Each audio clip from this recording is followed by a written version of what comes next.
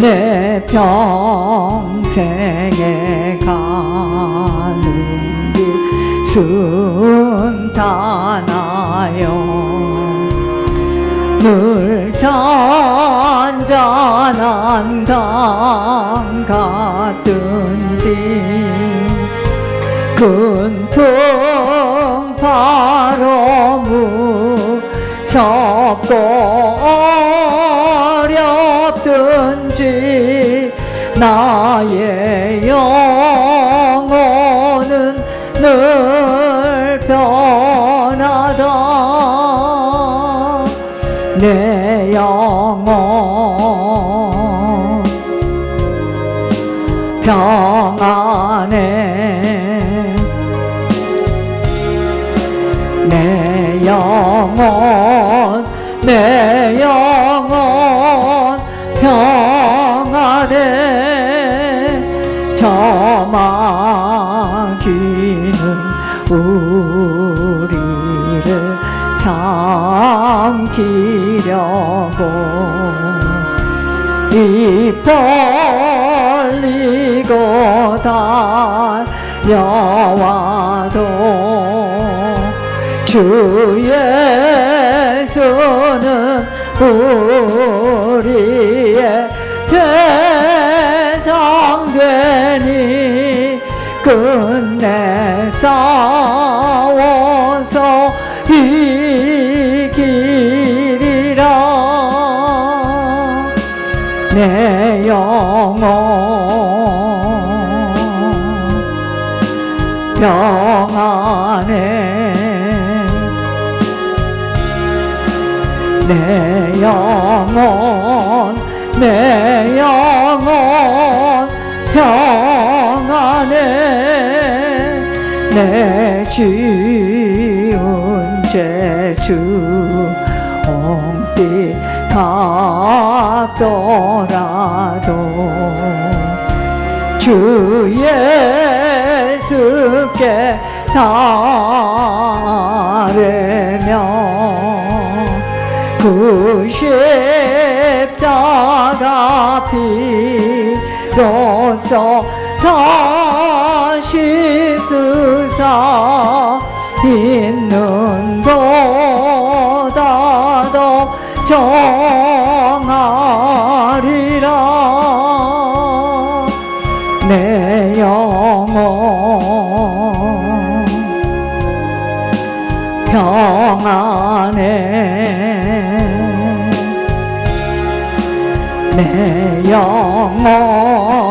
내 영혼 평안해. 저 공중에 구름이 일어나며 큰 나팔이 울릴 때에 주 오셔서 세상을 심판해도 나의 영혼은 겁없으리. 내 영혼 평안해.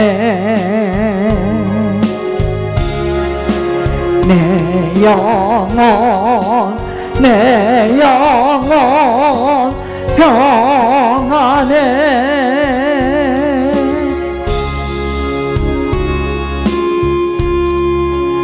우리는 주님의 음성 외에는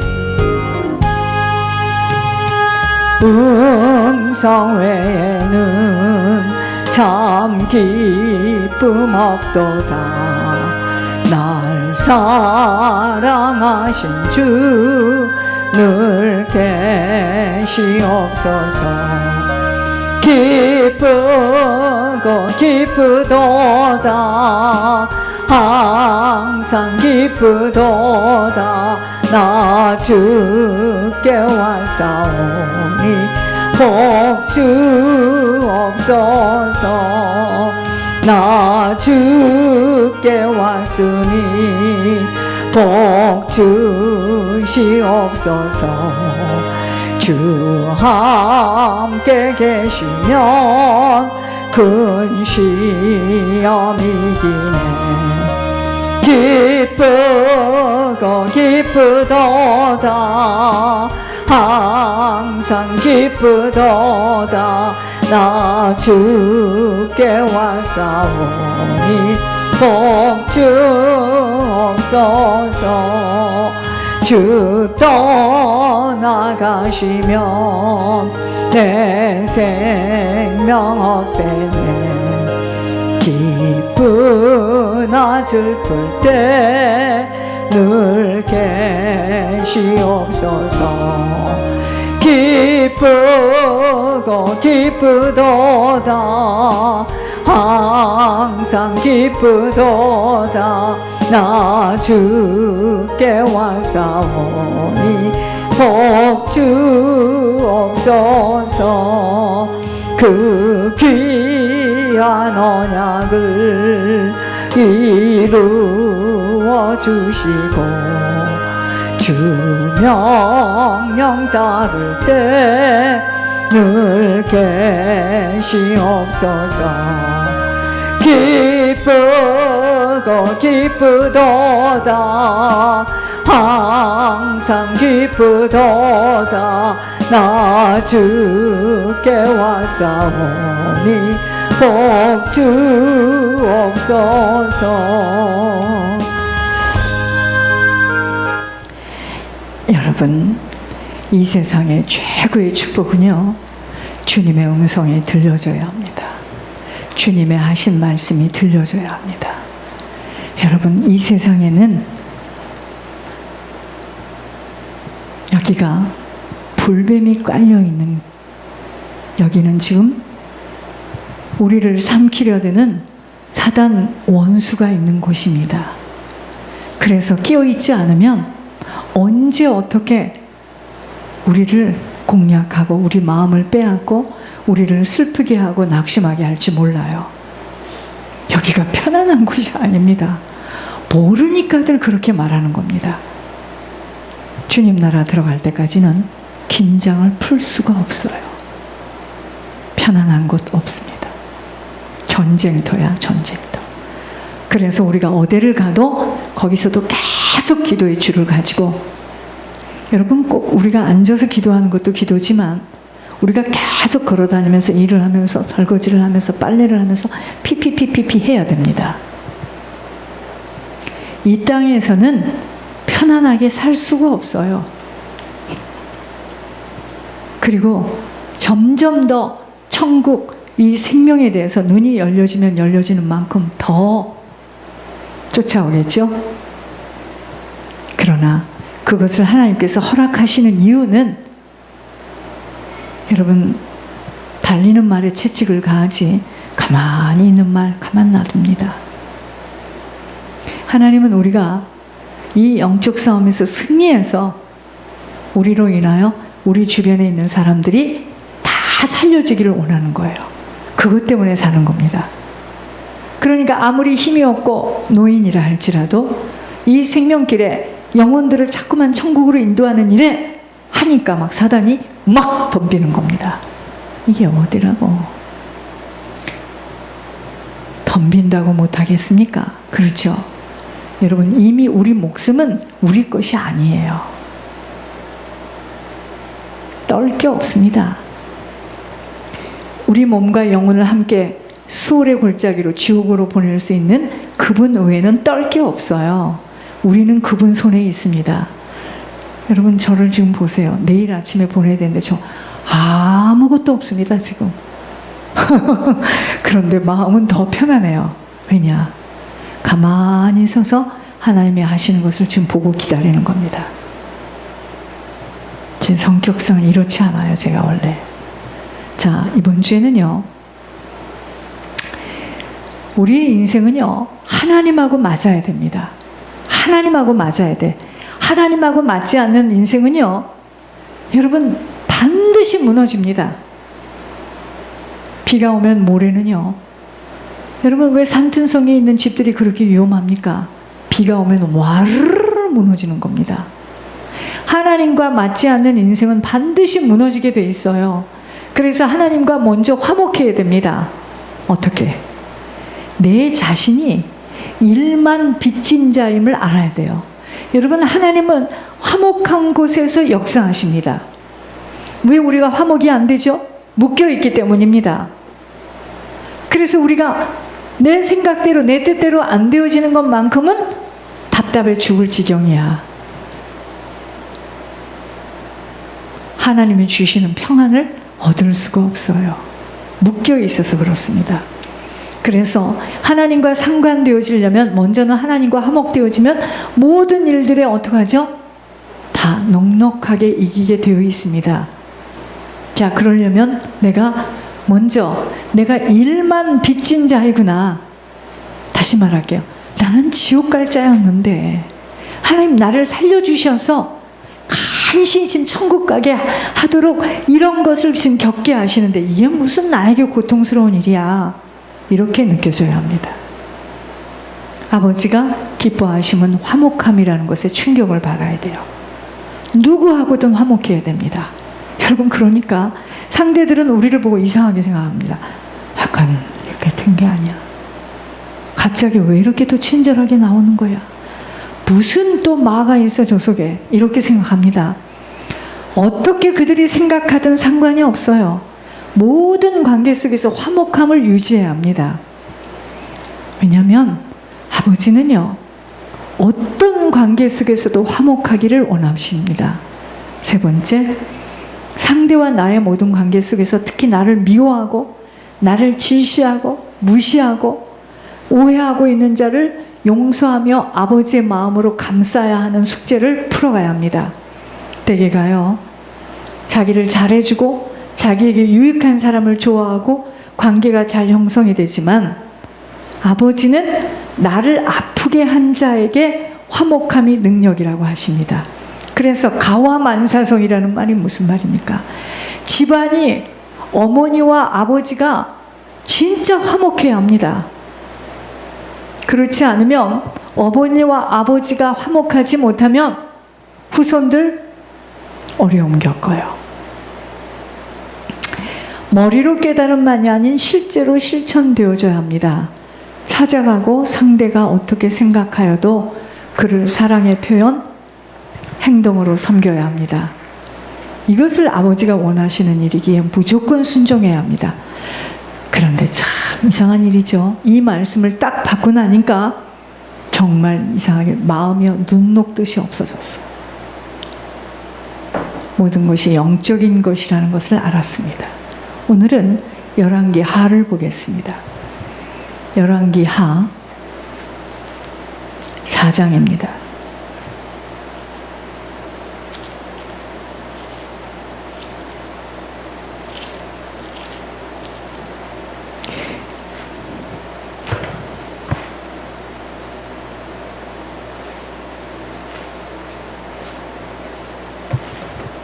열왕기하 4장 1절에서 7절까지 보겠습니다.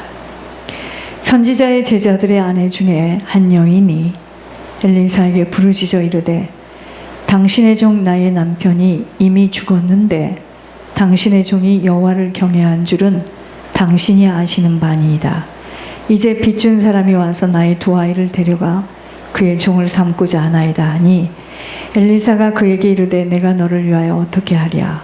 내 집에 무엇이 있는지 내게 말하라. 그가 이르되 계집종의 집에 기름 한 그릇 외에는 아무것도 없나이다 하니 이르되 너는 밖에 나가서 모든 이웃들에게 그릇을 빌리라.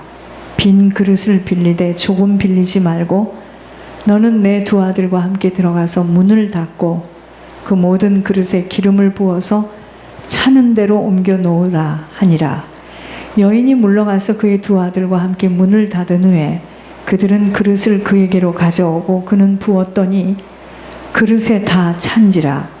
여인이 아들에게 이르되 또 그릇을 내게로 가져오라 하니 아들이 이르되 다른 그릇이 없나이다 하니 기름이 곧 그쳤더라. 그 여인이 하나님의 사람에게 나아가서 말하니 그가 이르되 너는 가서 기름을 팔아 빛을 감고 남은 것으로 너와 내 두 아들이 생활하라 하였더라.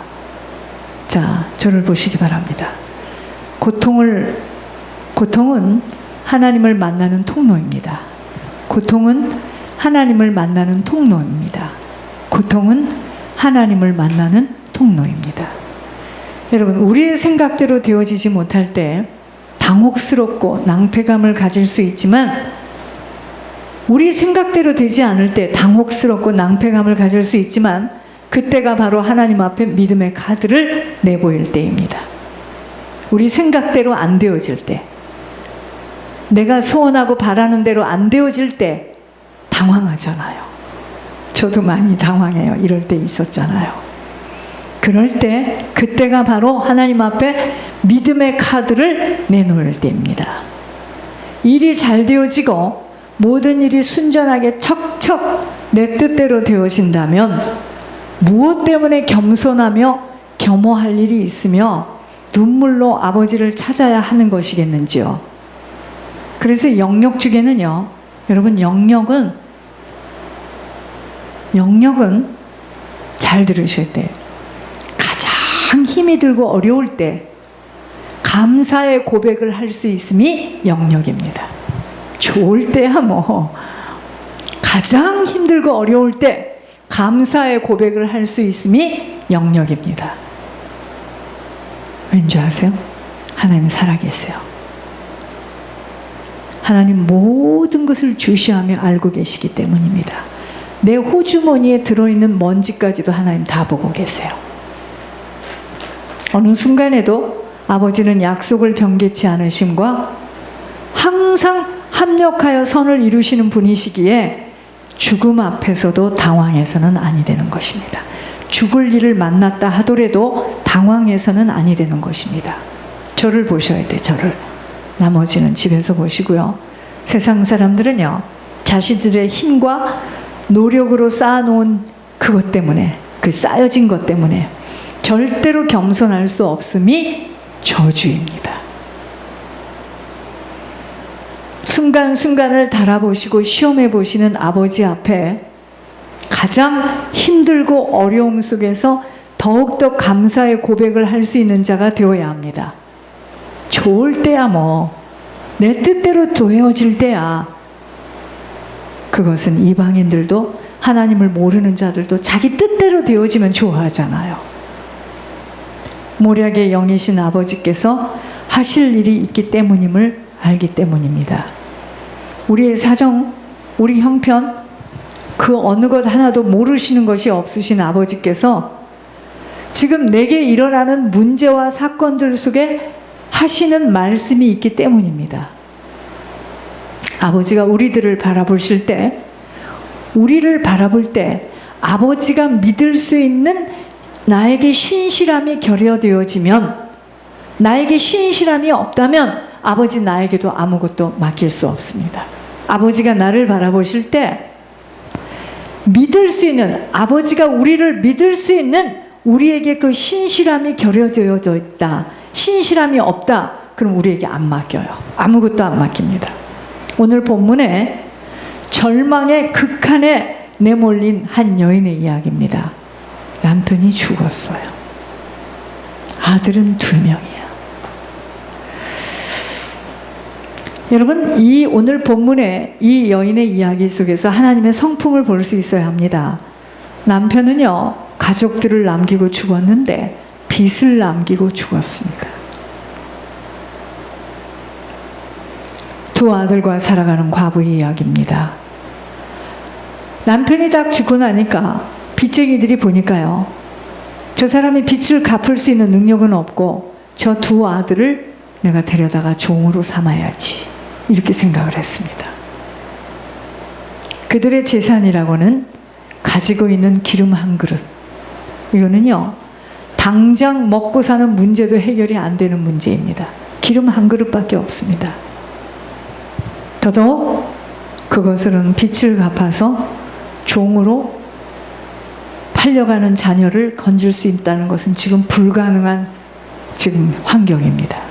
한마디로 가지고 있는 것은 지금 문제를 해결하기에는 무가치한 것이었습니다. 그 과부는요, 가만히 앉아서 당할 수밖에 없어 누구를 찾아가죠? 하나님의 사람 엘리사를 찾아갑니다.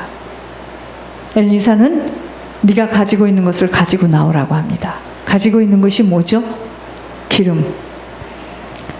기름 한 그릇 외에는 가진 것이 없는 그 여인에게 자, 하나님의 사람 엘리야가 명령합니다. 네가 가지고 있는 건 나오라는 거예요. 기름 한 그릇입니다.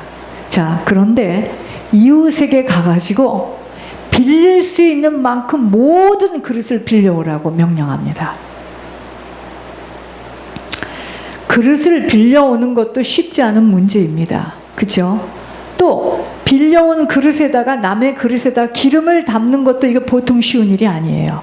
그런데 받아들이기 어려운 이 일이지만 이 과부는 두 아들의 어머니는 그래도 그 하나님의 사람 엘리사가 하는 말을 믿고 순종한 것입니다. 그러면서 뭐라 하죠? 문을 닫으래요.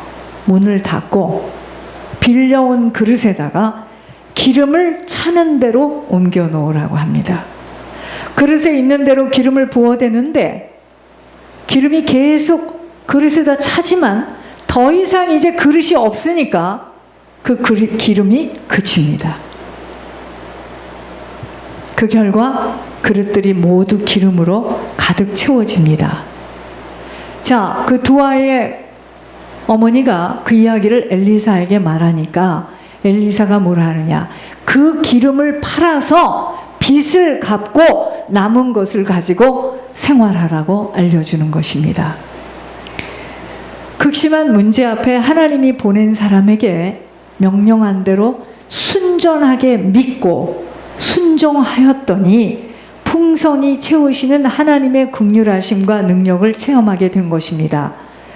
환난 날에 나를 부르라. 내가 너를 건지리니 네가 나를 영화롭게 하리라.